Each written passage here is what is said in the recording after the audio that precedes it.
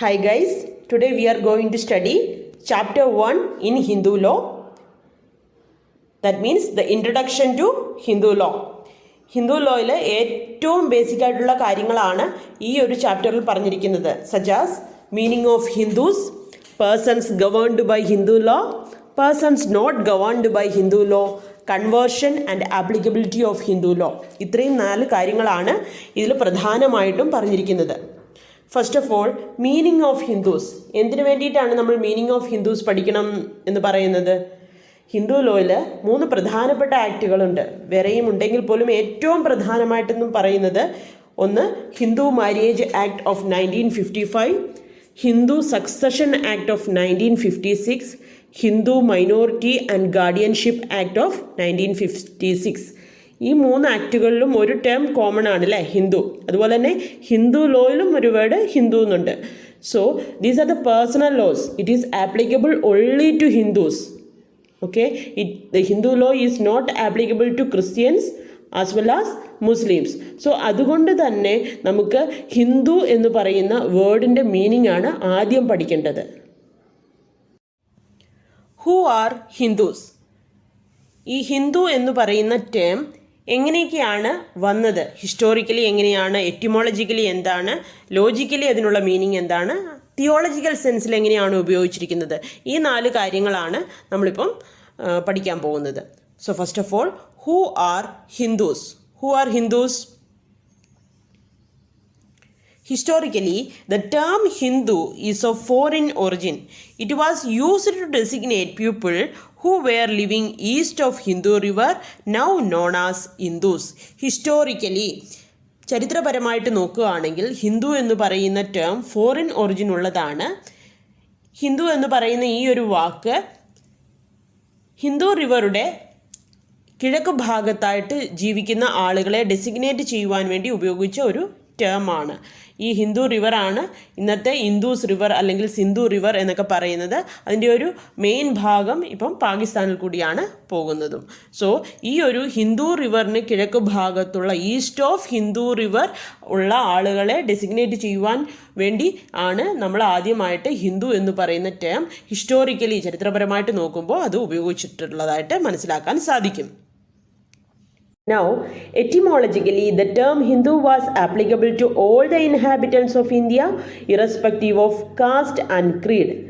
എറ്റിമോളജിക്കലി, ശബ്ദോൽപത്തി ശാസ്ത്രപ്രകാരം നോക്കുകയാണെങ്കിൽ ഈ ഹിന്ദു എന്ന് പറയുന്ന വേർഡ് ഇന്ത്യയിലെ എല്ലാ ഇൻഹാബിറ്റൻസിനെയും ഡിനോട്ട് ചെയ്യുവാൻ വേണ്ടി യൂസ് ചെയ്തിരുന്ന ഒരു ടേമാണ്. So all inhabitants of India irrespective of their caste and creed, അവരുടെ കാസ്റ്റോ ക്രീഡോ അതായത് ജാതിയോ വിശ്വാസങ്ങളോ ഒന്നും ഒരു ബേസിസ് അല്ലാതെ ഇന്ത്യയിലെ എല്ലാ ഇൻഹാബിറ്റൻസിനെയും ഡിനോട്ട് ചെയ്യുവാൻ വേണ്ടി, ഡെസിഗ്നേറ്റ് ചെയ്യുവാൻ വേണ്ടിയിട്ടാണ് എറ്റിമോളജിക്കലി ഹിന്ദു എന്ന് പറയുന്ന ഈ ഒരു ടേം യൂസ് ചെയ്തിട്ടിരുന്നത്. But in course of time the term Hindu has been associated with religion. Course of ടൈമിൽ, കാലക്രമേണ ഈ ഹിന്ദു എന്ന് പറയുന്ന ഈ ഒരു വാക്ക്, ഹിന്ദു എന്ന് പറയുന്ന ഈ ഒരു വേർഡ് ഒരു റിലീജിയനുമായിട്ട് അസോസിയേറ്റ് ആവുകയാണ് ഉണ്ടായിരുന്നത്. Logically, the term Hindu is used to signify persons who are Hindus by birth and by faith, and this is the basis of applicability of Hindu law. ഇനി ലോജിക്കലായിട്ട് പറയുകയാണ് എന്നുണ്ടെങ്കിൽ ഹിന്ദു എന്ന് പറയുന്ന ഈ ഒരു വേർഡ് ഹിന്ദുസ് ബൈ ബർത്തും ഹിന്ദുസ് ബൈ ഫെയ്ത്തും, അതായത് ഹിന്ദു മതത്തിലെ ഹിന്ദുക്കളായിട്ടുള്ള അച്ഛനമ്മമാർക്ക് ജനിച്ചു ഹിന്ദു വിശ്വാസം പുലർത്തുന്നതുമായിട്ടുള്ള ആളുകളെയാണ് ഡെസിഗ്നേറ്റ് ചെയ്തുവാനായിട്ട് ഉപയോഗിക്കുന്നത്. And this is the basis of applicability of Hindu law. ഈ ഒരു ലോജിക്കലായിട്ടുള്ള, so Hindu by faith and Hindu by birth എന്ന് പറയുന്ന ഈ ഒരു കൺസെപ്റ്റ് തന്നെയാണ് ഹിന്ദു ലോയുടെ ആപ്ലിക്കബിലിറ്റിയുടെ ബേസിസ് എന്നും പറയുന്നത്. It is the basis of applicability of Hindu law. In Kamavathi versus Dighvijai, the Privy Council held that the term Hindu used in Hindu Succession Act is used in theological sense, and that any person of non-Hindu origin can become a Hindu by conversion. So, Kamavati versus Digvijay എന്ന് പറയുന്ന famous കേസിൽ privy council ഒരു വിധി പ്രസ്താവിച്ചിട്ടുണ്ടായിരുന്നു. ആ വിധി പ്രസ്താവനയിൽ എന്താണ് പറഞ്ഞിരിക്കുന്നതെന്നാൽ ഹിന്ദു സക്സഷൻ ആക്റ്റിൽ യൂസ് ചെയ്തിരിക്കുന്ന ഹിന്ദു എന്ന് പറയുന്ന ആ ഒരു ടേം തിയോളജിക്കൽ സെൻസിലാണ് യൂസ് ചെയ്തിരിക്കുന്നത്. തിയോളജിക്കൽ സെൻസ് മീൻസ് ദൈവശാസ്ത്രപരമായിട്ടാണ് യൂസ് ചെയ്തിരിക്കുന്നത്. അതിനാൽ തന്നെ any person of non Hindu origin can become a Hindu by conversion. അതുകൊണ്ട് തന്നെ ഏതെങ്കിലും ഒരു നോൺ ഹിന്ദു ഒറിജിനുള്ള ഒരു വ്യക്തിക്ക് കൺവേർഷൻ ടു ഹിന്ദുയിസത്തിലൂടെ അദ്ദേഹത്തിന് ഹിന്ദു ആകാൻ കഴിയും. ആൻഡ് അത്തരത്തിലുള്ള ആളുകളെ ഗവേൺ ചെയ്യുന്നത് ഹിന്ദു ലോ തന്നെ ആയിരിക്കും എന്നാണ് ഈ പറയുന്ന കാമാവതി വേഴ്സസ് ദിഗ്വിജയിൽ പ്രിവി കൗൺസിൽ പറഞ്ഞിരിക്കുന്നത്. So we have learn meaning of Hindus. Now let's see who are the persons governed by Hindu law.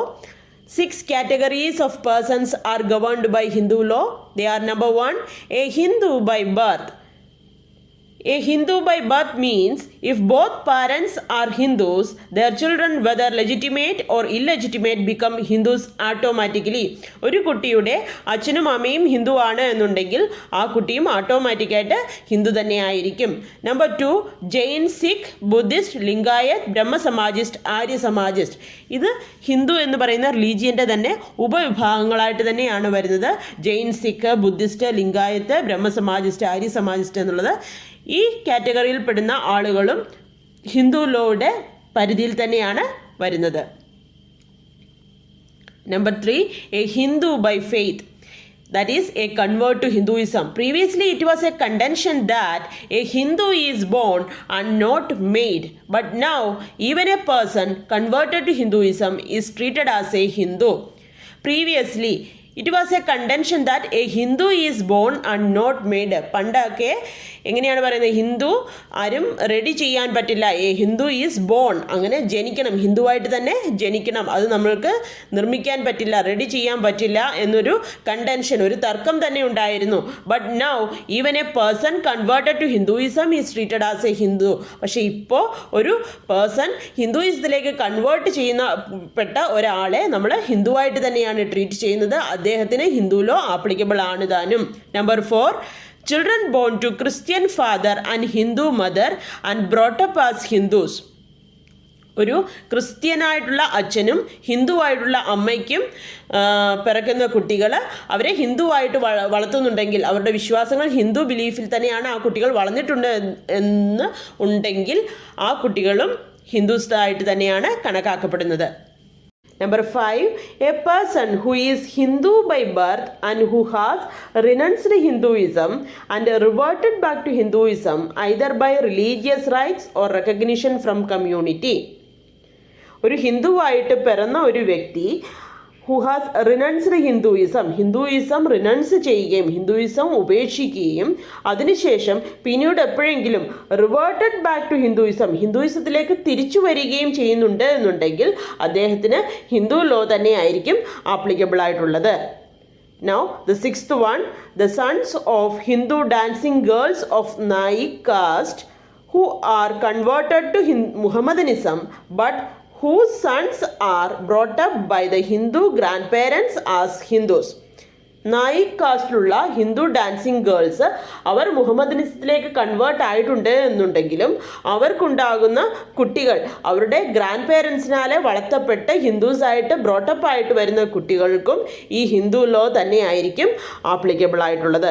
ഇതാണ് ഈ 6 കാറ്റഗറീസ്, ഹിന്ദു ലോ ആപ്ലിക്കബിൾ ആയിട്ടുള്ള 6 കാറ്റഗറീസ് ആണ്. ഏതൊക്കെയാണ്? A Hindu by birth, Jain, Sikh, Buddhist, Lingayat, Brahma Samajist and Arya Samajist. Number 3, a Hindu by faith or convert to Hinduism.